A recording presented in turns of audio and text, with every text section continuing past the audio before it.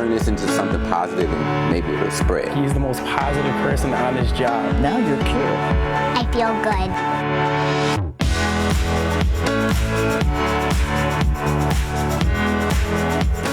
good. Good morning and welcome to Positively Milwaukee. Now, around here we always try to stay positive, but we've all been there, so frustrated that you just want to break something. Well, a local business is giving you that opportunity, but it's in a safe environment. Ryan Jenkins spoke to the owner about a smashing form of therapy. Come into the Smash Zone in Wauwatosa and you're going to hear a lot of this. Glenda Granados is the owner. She says breaking, smashing, and shattering is a great way to relieve stress. Their experience is just pure excitement. They're getting ready to go. I can see the adrenaline start. Glenda says people are dealing with stress from work, relationships, and especially the pandemic. It's so awesome. It's like the best alternative therapy. It really allows people to just let go and be free. She says this therapy works for even deeper tragedies. She started the Smash Zone in memory of her daughter Victoria, who died after a long battle with cancer. I know when I was going through that stuff, I would get so frustrated and angry. I'd smash things in the garage or, whatever. Glenda wanted to offer people a safe place to seek that same relief. It's a way for me to express our story and people can get to know Vicki through me. Glenda refined her approach over the years, and the Smash Zone doesn't just include smashing. Clients write a message on the wall that symbolizes them leaving behind whatever is causing them stress. So it allows them to move forward with different things. But after all this destruction and chaos, a handwritten note might not be enough, which is why Glenda offers her clients a grounding meditation session. When we are exposed to a high amount of stress or even a high amount of energy, we need to be able to process that in an appropriate way so that we aren't stuck with this high energy and not really know where to go with it. It's a process Glenda says she's so honored to be a part of. They're like brand new people. They can say to themselves, I already dealt with that. And not only that, I smashed it out. Wow. Glenda's business is doing so well that she needed to hire some staff, and she wanted to keep doing good in the community, so she partnered up with Safe House and Project Heat. She wants to give people a lift up in life. Way to go. One of the best parts of the pandemic has been how it's brought out the best in some people. A man in Brookfield is trying to share his love of music. Kristen Byrne talked to him about a weeks-long project that's still going strong. Every Sunday evening, right around 6, you'll hear sounds of a trumpet in a little neighborhood in Brookfield. Gary Kilvinger's performances have been going for almost a year and a half, but he learned to play long before that. In the 5th grade, I inherited my grandfather's trumpet, and it had sort of relic written all over it. Gary kept playing all through school while he was in college and every opportunity he got after that. I think the whole idea about bands is kind of fun. Music is the greatest project management that you could ever get. Teaches you how to have a project leader called the director, on and on and on. Pieces and parts have to come in exactly on time, and delivery is important. So when the pandemic shut most of the world down, it only seemed natural to Gary to keep playing. I think it's good from the neighborhood perspective in the sense that it's something that you can give back to the neighborhood, give something to people to talk about, right? And it isn't just the weather. And just like that, he made friends playing in bands. Performing in the neighborhood helped Gary and his family meet new neighbors. Just on Sunday night, we met a new person that was actually living down in the subdivision to our west a little bit. She walked over just to hear Gary play. When she said that she had lost her husband in July or June, I guess, and then all of a sudden, it sort of took a meaning to her. So yeah, it was cool. Gary mostly plays patriotic songs and says despite the lows of the pandemic, things will get better. This is a good place to live, and we've got a great land, and so just play about it, I love his philosophy. Now, if you are counting, it has been nearly 70 weeks since Gary started to play. He is really committed to doing something positive, and of course, we love to see that, especially around here. Still ahead, bridging the racial divide through worship. Plus, a mother-daughter team is inspiring a local neighborhood how they have joined forces to remind young people to chase their dreams. Anything is possible. That's what we say all the time, right? Anything is possible. Yeah. But before we go, don't forget lunch with me every Wednesday at 12:30. Every week I talk to somebody who's doing good in the community and inspiring us all, and is truly positively Milwaukee. One guest I sat down with, author and former TMJ4 anchor Vivian King. You probably recognize her. I'm a big fan of Vivian's. She's connected to the community, very smart, hardworking. So feel free to join me and my guests every week at 12:30 for lunch. We'd love to see your questions and hear your comments. We'll be back.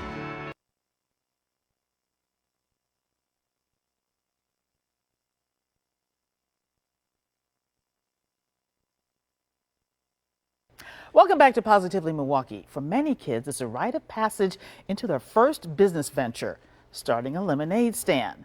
And we stopped by a stand in Milwaukee that served up a little more than a cool drink.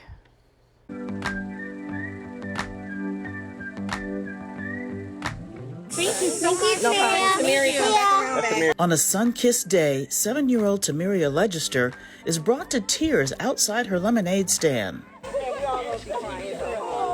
Overcome with emotion seeing her teacher arrive to support her business. I need to be as cute as you. I gotta up my game.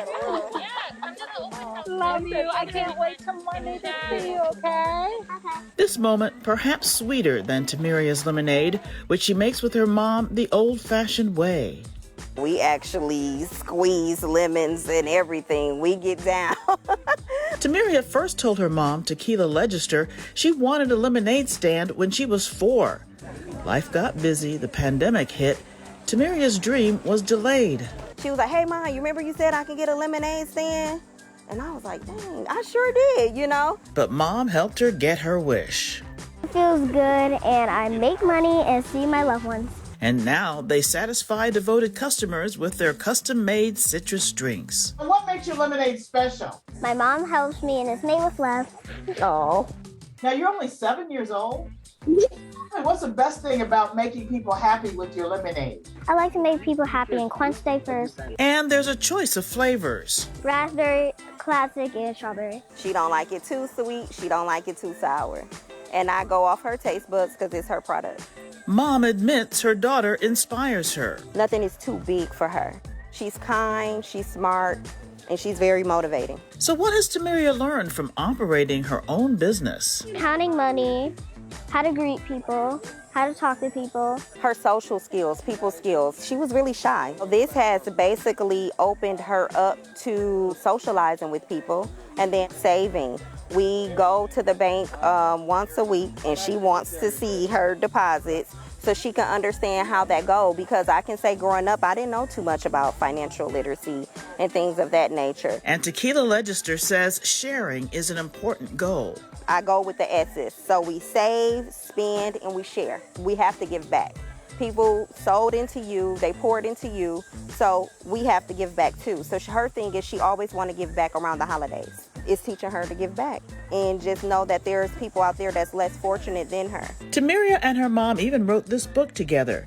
They hope Tamiria's lemonade stand is a ray of hope, encouraging other kids to follow their dreams. Be inspired, be encouraged. Yeah, anything is possible. That's what we say all the time, right? Anything is possible. Yeah.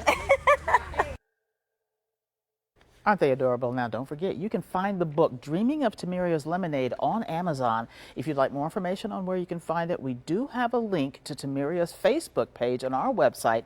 Just go to tmj4.com/links.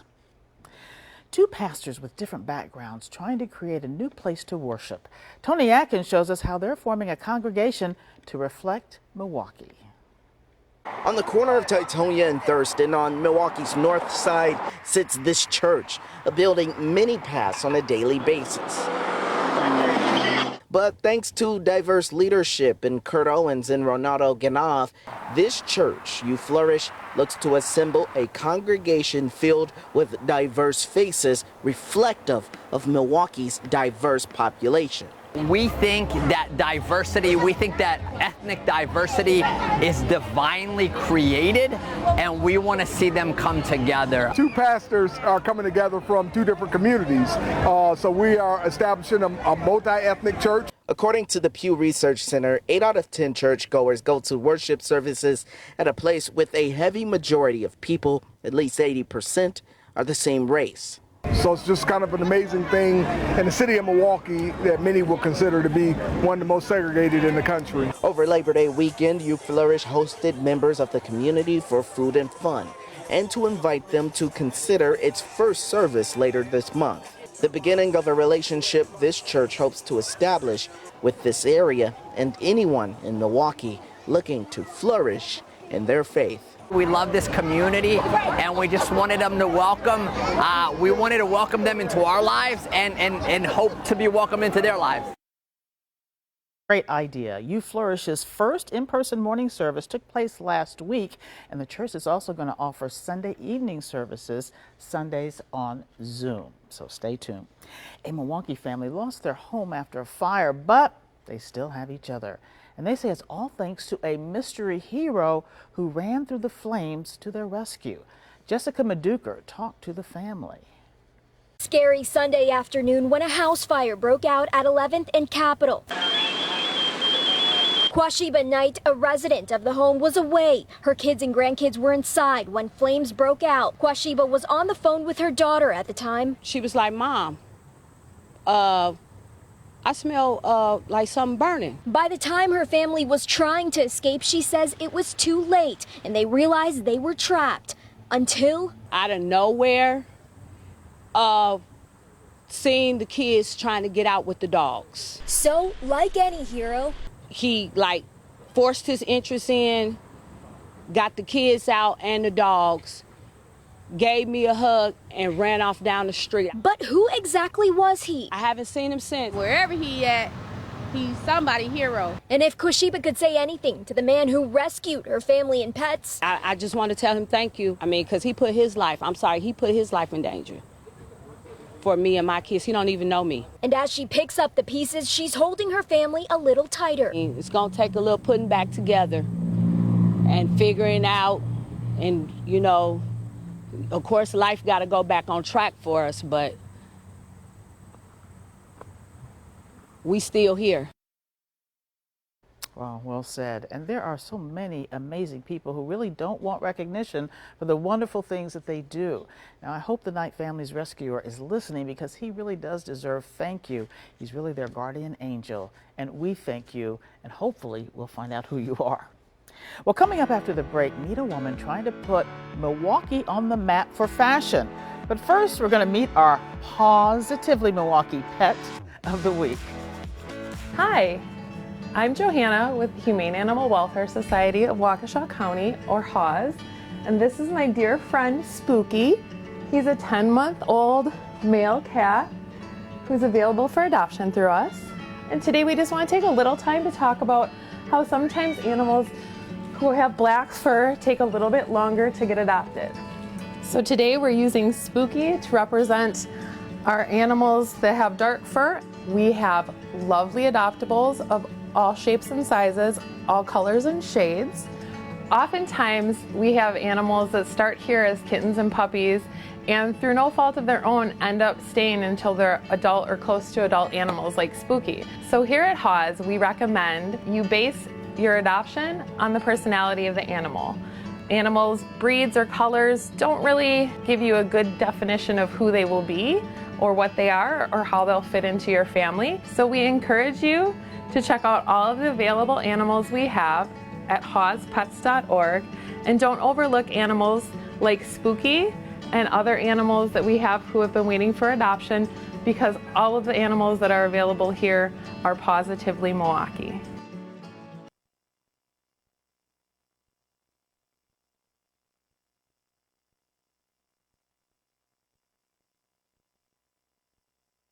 Welcome back. Lake Michigan is full of mysteries. A Milwaukee company has been helping people explore them for more than 80 years. James Groh spoke to them about their amazing dive suits. For decades, a Milwaukee manufacturer has been making some of the best diving equipment in the world, working with all types of clients. The Navy, Army, historical groups, movies. Christian Kellner is the owner of Desco, which stands for Diving Equipment and Supply Company. Desco has been manufacturing diving equipment in Milwaukee since 1937. They made 3,000 suits for the military during World War II and still work with the military today. However, one of their specialties is making classic diving equipment for hobbyists, collectors, and Hollywood. Desco has provided movies with diving suits since the 70s. Some of those movies include The Deep and Men of Honor. Well, I would say that we probably had our helmets in, I would guess, somewhere around 20 some movies. These classic diving helmets cost as much as $14,000 and weigh around 60 pounds. While this isn't the modern way of diving anymore, Desco is keeping the tradition alive. It's nice to be the caretaker of something like this. For $100 this weekend at Discovery World, you can even wear one of these and walk the floor of Lake Michigan. Usually a 3-day event, and we have 1-hour increment dive slots, and as long as you have a scuba certification card, we'll get you just suited up in this and send you down. So the next time you see a movie with an old diving suit in it, just know it could have been made right here in Wisconsin. Who knew? That diving event is still going on today, so if you are scuba certified, you can still go down to Discovery World and try on one of those fabulous suits. But you don't want to wait too long because the last dive takes place at 4. Milan and Paris are two fashion capitals of the world, and Therese Marie Jones, a designer from Milwaukee, will be displaying her work at both fashion weeks. I talked to her about her success before she left town. When you think of Milwaukee, you don't exactly think of it as a hub for fashion design and to go on to Paris Fashion Week. Yeah. Can you tell us, how did you do that, Therese? I just been pouring my heart and soul in doing a lot of shows here in the city. I've had the opportunity to go to New York and around the country. And then when Paris Fashion Week was coming up, I applied. And they put me in the show, and they're like, we would like to put you in Milan as well, and to do both. And I'm like, yes, sign me up, I'm there. You have clothes for all sizes. You're very inclusive. Why is that important, Therese? Oh, that's very, very important to me. Well, I'm a tailor. My shop is called Therese Tailoring Boutique. So I've been working with women of all shapes and sizes for many years. And when I started really launching my fashion brand, I thought that was important too, and to show that also on the runway. So on the runway, I have sizes 0, 2, 18, 24. Because I think a lot of times when we think of fashion, we think of size 0s or 2s, and that, it can't include everybody. But I think everybody wants to look good. I dress people for their birthdays, for special events, red carpet, and everybody wants to feel comfortable and good. And that's really important to my brand, to make every woman feel good, comfortable, and look good. I'm very impressed, and thank you for, being able to at least represent Milwaukee well. Wow. I'm the only one from Milwaukee who will be in the show, and a Black African-American designer in the show, in both shows. So I'm really, really excited for that. How did you get the creativity or the confidence to understand that, you know what, I can do this, I can go out there? One of the first steps is overcoming fear, and just facing fear. Once you get past that, the sky's the limit. There's no ceiling. I love it. I love creating. I love making people feel amazing. And so that helped me to face my fears. And now I'm stepping out on a major stage and a big platform. Therese, do you have any secret for those who might be a little fashion challenged on what they might do to up their look? Well, you can always find a good tailor. Find a good tailor to just help you kind of add something extra. You can do something different with the fabric. You can do something different with the style, the cut, do something extra, like add some sequins, some fringe, have some fun with it. Therese Marie, thank you so much for being with us this morning on Positively Milwaukee. And isn't it good to see people from our hometown find success? And maybe Therese Marie can help make Milwaukee the next big fashion hotspot. It is officially fall, and you know what that means. Colorful leaves, football games, hot apple cider, and much more. We wanted to know, what is your favorite fall tradition? enjoying the lakefront. I love the change in season here in Milwaukee. It's one of the reasons I live here. So you'll see a lot of boaters out here. It's great to go on the river. My favorite part of fall is, right now, is my daughter's getting married. He's a great guy. So looking forward to it. Hiking, going around with my little girl right now. I think she's enjoying it, waking up right now, but not crying yet. So. I live in the Bay Area, and this is a South African accent actually. So, but so I don't get to experience fall very much. And I was thinking, my son just moved here a week ago, and I'm hoping to come back and see full foliage. Mostly what I enjoy about fall is just the sense of the changing seasons and feeling time moving by. And, you know, it's like sort of a time when things die, like the trees and such go to sleep, but it's also like a sense of renewal and change, so kind of beautiful. Today is like a perfect day though, so not quite sweater season yet. It's a time when even though the winter's coming, we still see some beauty and then hope that it's going to come next summer. And if you have a fall memory that you'd like to share or a question you want us to ask next week, just go to our Positively Milwaukee Facebook group and drop us a line. We'd love to hear from you. Well, the Ryder Cup may be over, but we're still thinking about some of the best moments. And one of our reasons to smile this morning, all of those crazy fan outfits at Whistling Straits. Wild European fan outfits were more elusive because, let's face it, they had to travel a lot further. But this guy says he had the suit made specifically for the Ryder Cup. American fans obviously were not hard to find because they were dressed for success, and some of those outfits were really pretty expensive. Hopefully they can wear everything again for the 4th of July. That's pretty patriotic. Well, Wisconsin sports fans have seen a lot of wins this past several weeks, and doctors say you could be feeling a sports high between wins at the Ryder Cup, the Brewers, the Packers, even the Bucks. Sports fans are getting a dose of dopamine rush. Doctors say you can use that increased energy to achieve a goal or tackle that to-do list or just enjoy the positive rush. We all can use a little bit of that. I'm going to be right back with my quote of the week.